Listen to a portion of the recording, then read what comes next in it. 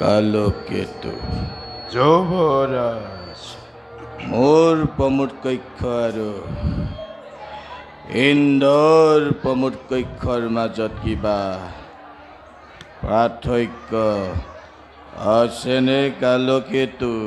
যুবৰাজ ইন্দ্ৰৰ প্ৰমোদ কক্ষতকৈ আপোনাৰ প্ৰমোদ কক্ষ একাধিক চৰা। কালকেতু যুবৰাজ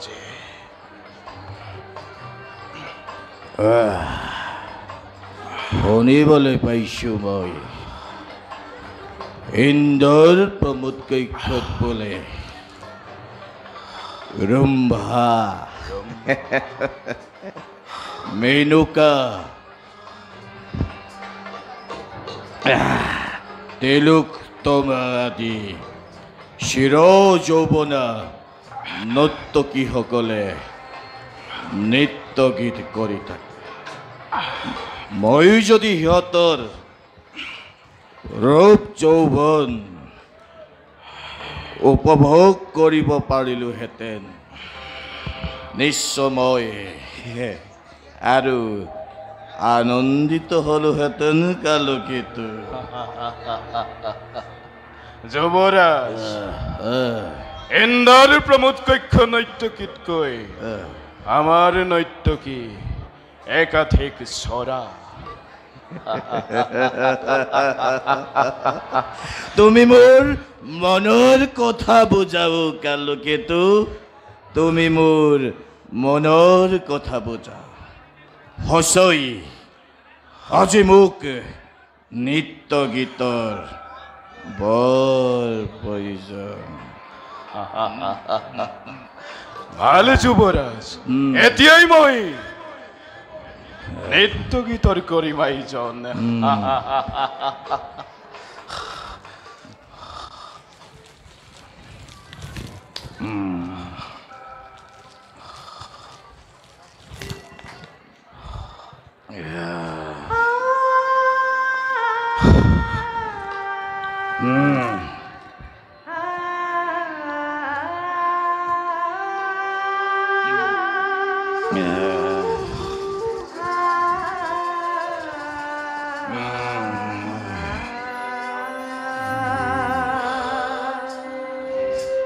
যুবরাজ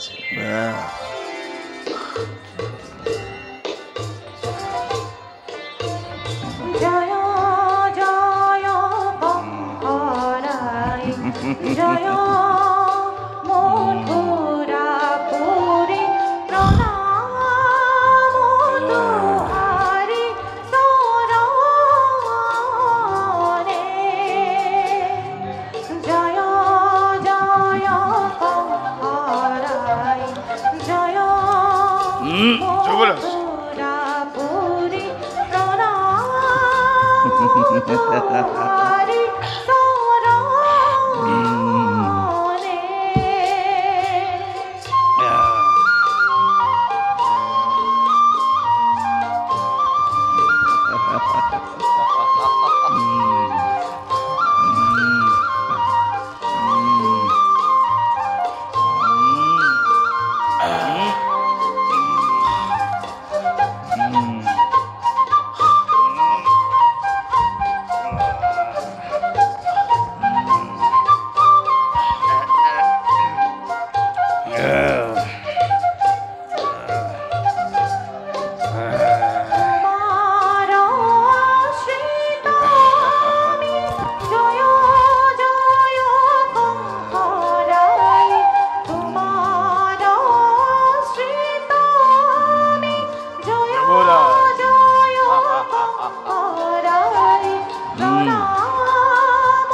কালকেতু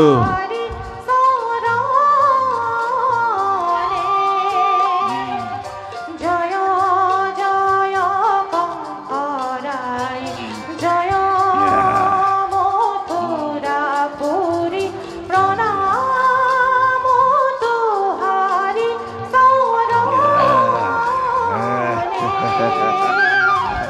জয় জয় কংসরাই জয় জয় কংসরাই জয় জয় কংসরাই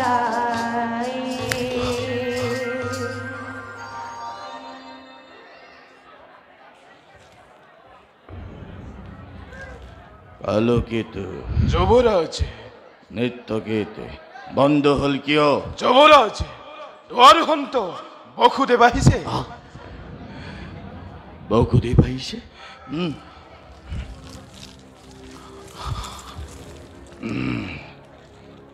যোৱাকালৈকেতো সন্মানেৰে লৈ আনা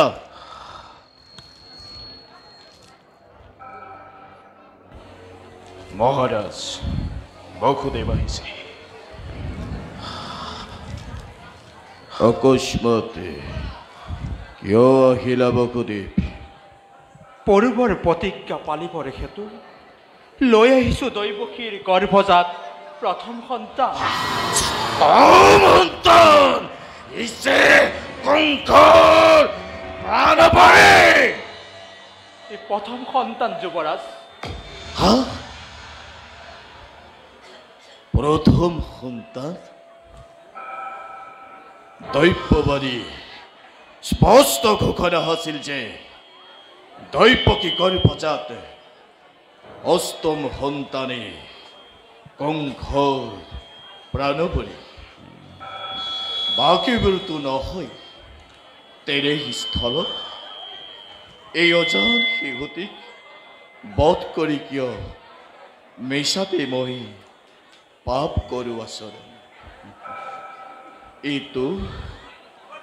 এইটো মোৰ চেনেহৰ ভাগিন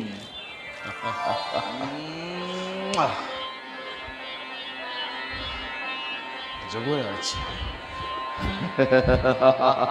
চোৱা কালগেতো যুৱৰাজ এই আপোনাৰ মৰমৰ ভাগিন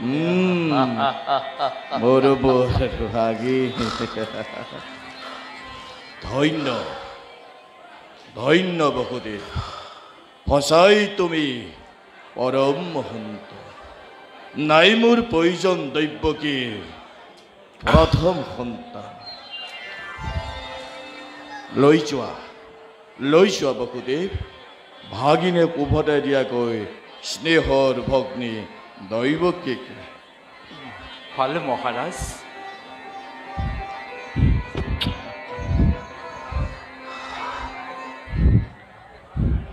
কিন্তু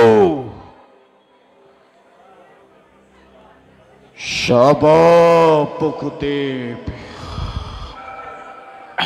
যদি নাই জন্মগ্ৰহণ কইব দৈৱকী গৰ্ভজাত অষ্টম সন্তান কিবা তোৰে মোৰ ক্ষতত কৰিবা অৰ্পণ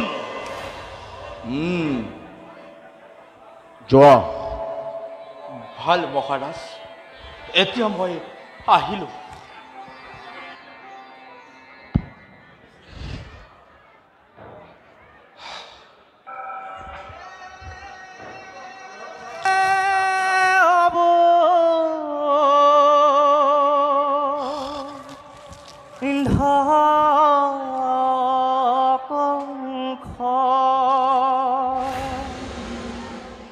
কোন কৰে উপহাস যুৱৰাজ দেৱঋষি নাৰদৰ যেন হয় অনুমান হুনৰে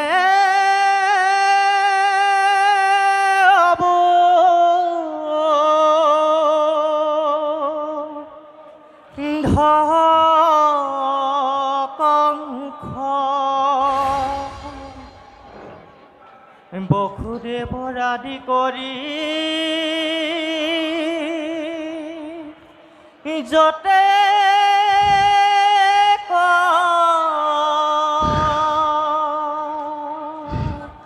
যাদৱ ঘাতক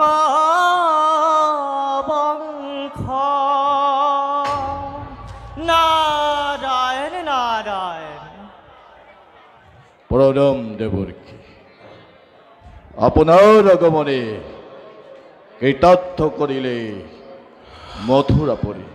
কওক দেৱৰ্ষি, এইদৰে কংসই আপোনাক কৰিব শুশ্ৰূষা। শুশ্ৰূষাটো কি বুলি ল'ম ৰাজন, আমিতো মাত্ৰ সন্যাসীহে। পিছে কোলাত কেঁচুৱালৈ কাৰোবাক যোৱা দেখিলোঁ, জানিব পাৰোঁনে কোননো তেখেত? তেখেত সন্ত বসুদেৱ কোলাত লৈ আহিছিল দৈৱকীৰ প্ৰথম সন্তান। তেন্তে তুমি তাক বধ নকৰি ঘূৰাই পঠালা কিয়?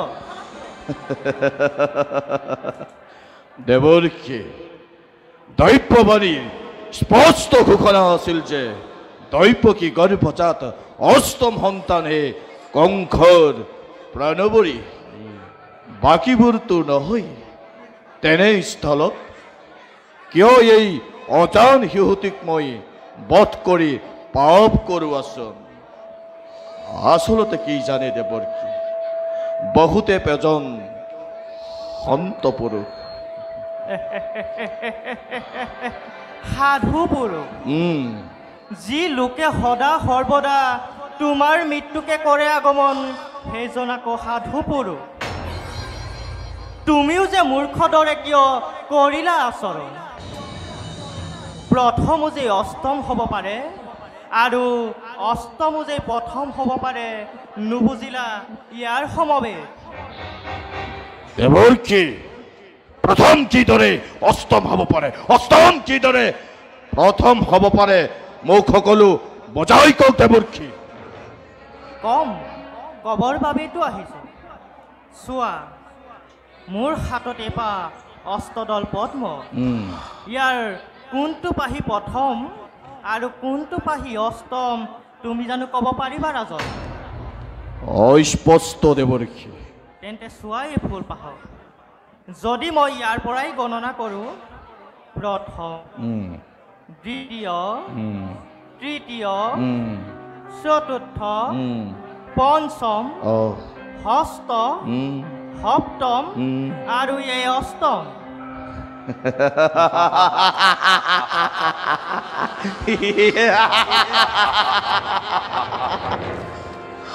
সকলোবোৰ চোন ঠিকেই আছে দেৱৰ্ষি, আপুনি মিছাতেই চিন্তা কৰিছে। তুমি বৰ অভূত ৰাজা।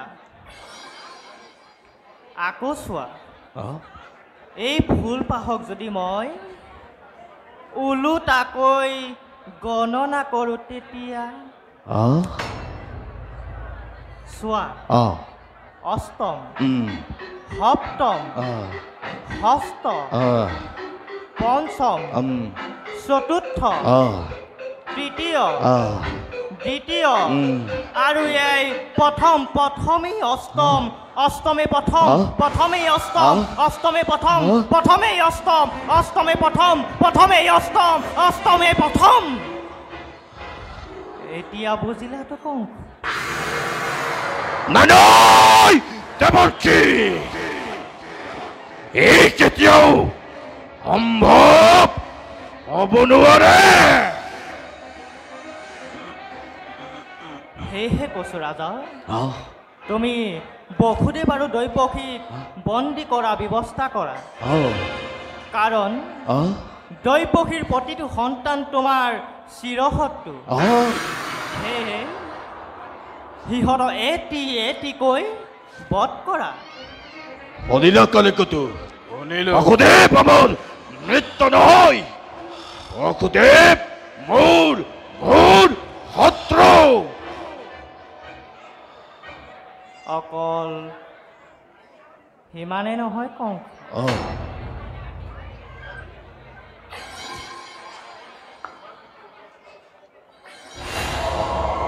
কালকেতু যুবৰাজ, কিন্তু যুবৰাজ, কালকেতু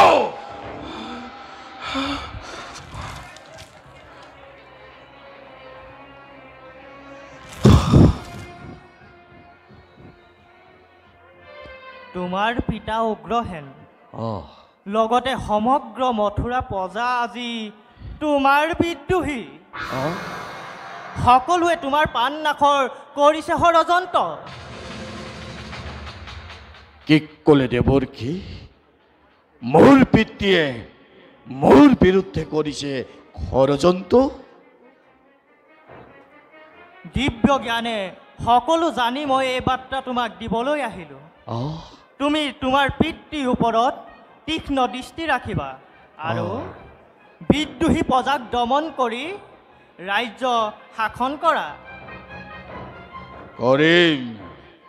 কৰিম দেৱৰ্ষি আপোনাৰ আজ্ঞামতে মই সকলো কৰি যাম দেৱৰ্ষি তেন্তে নাই আৰু তোমাৰ কোনো মৃত্যুৰ ভয় কিন্তু মনত ৰাখিবা কংস দেৱতাৰ চক্ৰান্ত বোজাটো বৰ কঠিন মই এতিয়া আহিলোহে নাথা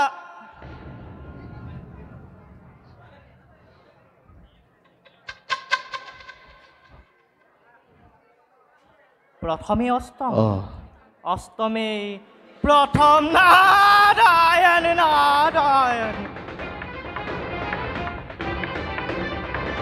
প্রথমে অষ্টম অষ্টমে প্রথম প্রথমে অষ্টম অষ্টমে প্রথম প্রথমে অষ্টম অষ্টমে প্রথম প্রথমে অষ্টম অষ্টমে প্রথম প্রথমে অষ্টম অষ্টমে প্রথম প্রথমে অষ্টম অষ্টমে প্রথম প্রথমে অষ্টম অষ্টমে প্রথম প্রথমে অষ্টম অষ্টমে প্রথম প্রথমে অষ্টম অষ্টমে প্রথম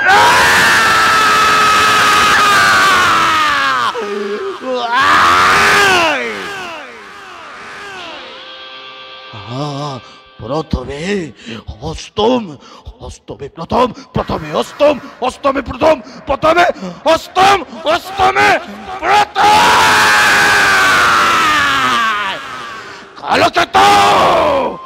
কালকেত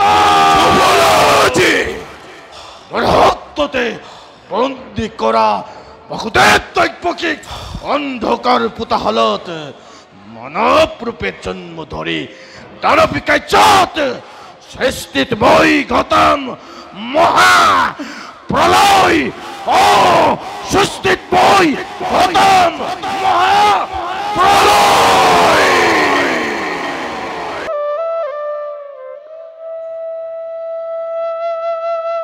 মহারাজ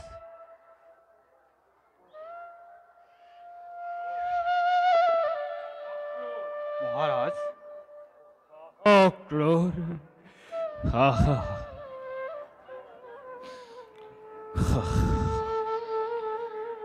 অক্রোর মহারাজ কংস যে মোরে সাহসৰ বিদ্ৰোহী হ'ল তাক মই কি কৰিব পাৰোঁ এই বৃদ্ধৰ এটুপি চকুৰ পানীয়ে নিষ্ঠুৰ পুত্ৰৰ শিলাবই বুকু গলাব পাৰিব জানো অক্ৰোৰ পাৰিব জানো সকলো ভাবি চাওক মহাৰাজ মহাৰাজ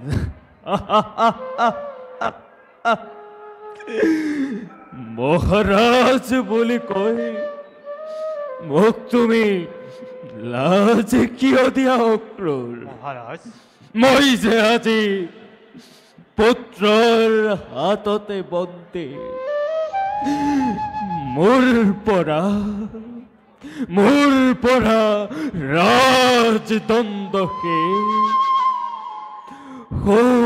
কাহাতে বাতে কাঢ়ি দিলে অক্ৰোৰ কাঢ়ি দিলে নহলে অক্ৰোৰ মহাৰাজ মথুৰাৰ প্ৰজাবৃন্দৰ চকুৰ পানীৰ ধাৰ বব পাৰিলেহেঁতেন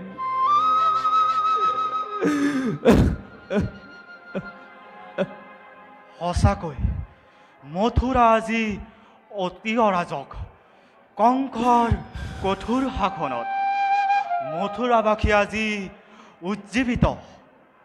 যাদৱ নেতা বসুদেৱ আজি বন্দী।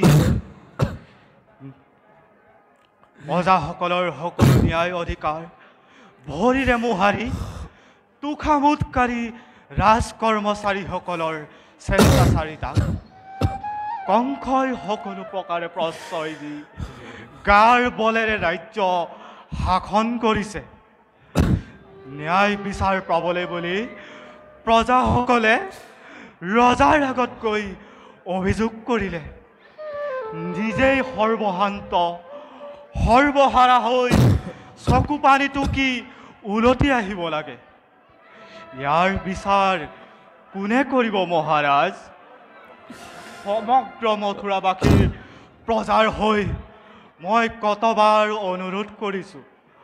আপুনি এবাৰ কংসক শেষ অনুৰোধ কৰি চাওক মহাৰাজ।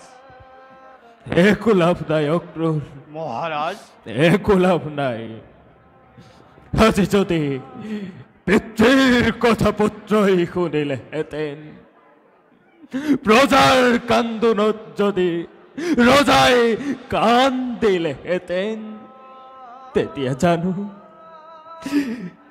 জানো এই উগ্ৰসেন বন্দীশালত পচি থাকিব লগা হয়, নতুবা মহন্ত বসুদেৱ দৈব্যকে সজান চৈতি শিশু অকালতে যমৰ আলহী হ'ব লগা হয়। অক্ৰূৰ, মহাৰাজ আজি এই উগ্ৰসেনৰ হাতে এটা সামান্য প্ৰহৰীও নুশুনে অক্ৰূৰ, নুশুনে। কালি মই সপোনত জানিব পাৰিছোঁ ভগৱান নাৰায়ণ হেনো আমাৰ যদুবংশত জন্মগ্ৰহণ কৰিব। আৰু তাৰ লগে লগে মনত পৰিছে সেই দৈব্যবাণীৰ কথা। দৈব্যবাণীয়েই সঁচা হওক অক্ৰূৰ, মহাৰাজ দৈব্যবাণীয়েই সঁচা হওক। মোৰ এটি পুত্ৰৰ অকল্যাণত বিশ্বৰ শত শত পুত্ৰৰ কল্যাণ হয়, তাকে প্ৰাৰ্থনা কৰিছোঁ ঈশ্বৰৰ ওচৰত। সঁচাকৈ মথুৰাবাসীৰে আজি দুৰ্ভাগ্য। বিনা কাৰণত আপোনাৰ দৰে পিতৃবৎসল মৰমীয়াল নৃপতিৰ শাসনৰ পৰা বঞ্চিত হ'ব লগা হৈছে। ঈশ্বৰে আপোনাক দীৰ্ঘজীৱী কৰক মহাৰাজ। পুনৰ আপোনাৰ অধীনত থাকিবলৈ পালে মথুৰাবাসীয়ে আজিও ৰাম ৰাজ্যকো পাবলৈ আশা নকৰে মহাৰাজ। নহয় অক্ৰূৰ, মহাৰাজ নহয়। মই আৰু জীয়াই থাকিবলৈ ইচ্ছা নকৰোঁ। মৰণেই আজি মোৰ কাৰণে শ্ৰেষ্ঠ অক্ৰূৰ, মৰণেই আজি মোৰ কাৰণে শ্ৰেষ্ঠ। প্ৰজা পালক ৰজা মই আছিলো যদিও সেয়া অতীতৰ কথা। কিন্তু অক্ৰূৰ, মহাৰাজ ৰজাৰ আগতে প্ৰজাৰ আত্মৰাত দেখি মই বৰ অস্থিৰ হৈ পৰিছো, অস্থিৰ হৈ পৰিছো। পিতৃৰ আগত পুত্ৰৰ যন্ত্ৰণা, ৰজাৰ আগতে প্ৰজাৰ আৰ্তনাদ, কিমান যে মোৰ মানতে অক্ৰূৰ। মহাৰাজ মই আৰু চাই থাকিব নোৱাৰা হৈছো। হওক কংস মোৰেই পুত্ৰ, কিন্তু অক্ৰূৰে মহাৰাজ বয়সৰ অতি বিৰন্ন হোৱা হ'লে এবাৰ অক্ৰূৰে এবাৰ তাৰ বিৰুদ্ধে তাৰ অত্যাচাৰৰ বিৰুদ্ধে থিয় দিলোহেঁতেন সিংহৰ দৰে গৰজি উঠি মোৰ সেই কুলাংগাৰ কুপুত্ৰৰ বুকুটি তীক্ষ্ণ অখি বহুৱাই দিলোহেঁতেন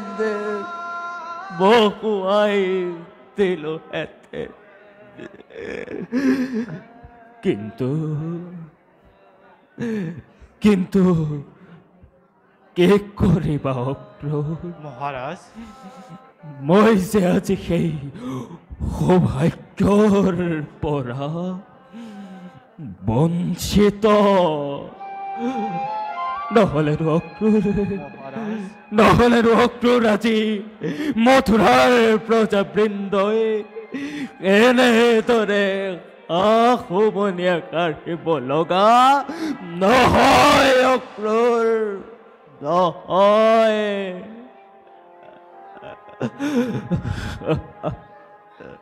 ইউ এক নিয়তিৰ লীলা মহাৰাজ পিতাক কি কুমন্ত্ৰণা দিবলৈ আহিছা অক্ৰূৰ তোমালোকেই মোৰ বিৰুদ্ধে যিমানেই ষড়যন্ত্ৰ নকৰা সিমানেই এই কংসৰ কপালত সৌভাগ্যৰ পদুম ফুল ফুলিব তোমালোকৰ দৰে কংসৰাজ অন্তেশপুৰতে জয়লক্ষ্মী বন্দী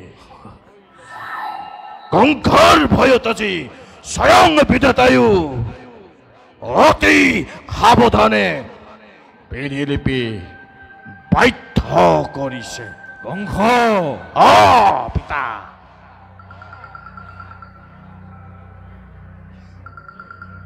কংস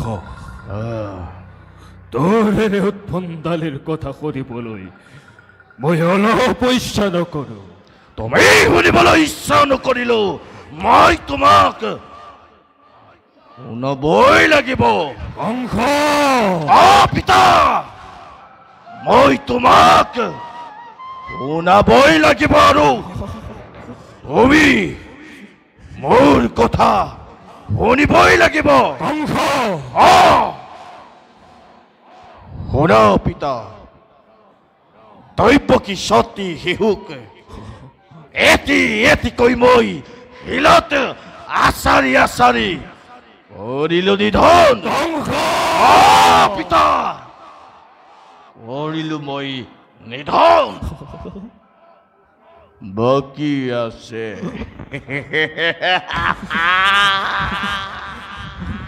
দৈৱকী গৰ্ভজাত অষ্টম সন্তানটি যিদিনাই মই এই জগতৰ পৰা বিদায় দিম এদিনাই মোৰ আনন্দ পূৰ্ণহুতি হ'ব কংস এই শুভ দিন অতি ওচৰতে দৈৱকী আসন্ন প্ৰসৱৰ সময় অতি ওচৰৰ কংস বহুদেৱ দৈৱকীৰ কেই দুখত আজি তেওঁলোক কাৰাগাৰত বন্দী তাৰ বাবে তুমি চিন্তা নকৰিবা প্ৰহৰীৰ সতৰ্ক দৃষ্টিত দুইজন শৃংখলাবদ্ধভাৱে আছে কংসৰ প্ৰাণবলী আগমনৰ বাবে আজি মই আদৰ সভ্যথনা সকলোবোৰ মই কৰিছো সম্পূৰ্ণ কংস পিতা সকলোবোৰ মই কৰিছো সম্পূৰ্ণ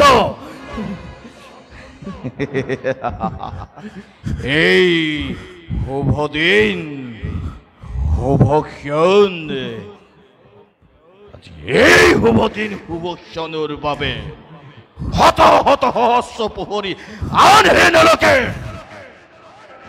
গুজৰাজ কংসই বিনিত ৰজনী যাপন কৰিছে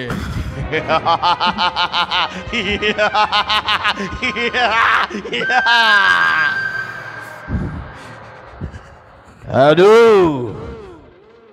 এই সংবাদ দিবলৈ মই তোমাৰ ওচৰলৈ আহিছিলো পিতা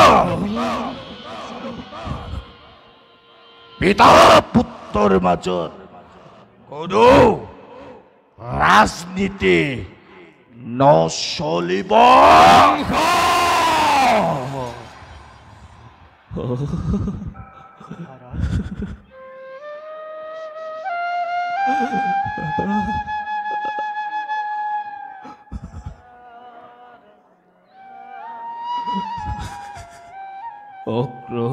মহাৰাজ মহাৰাজ এই মথুৰাৰ ভবিষ্যতে অন্ধাৰ নে পোহৰ ক্ৰোৰে অন্ধাৰ ৰে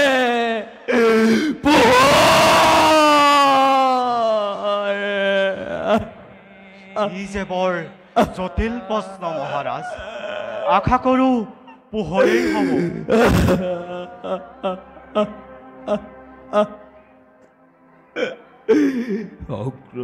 মহাৰাজ যদু বংশৰ পূৰ্বজ সকলে স্বৰ্গত থাকি এনেদৰে অভিশাপ দিব লাগে নে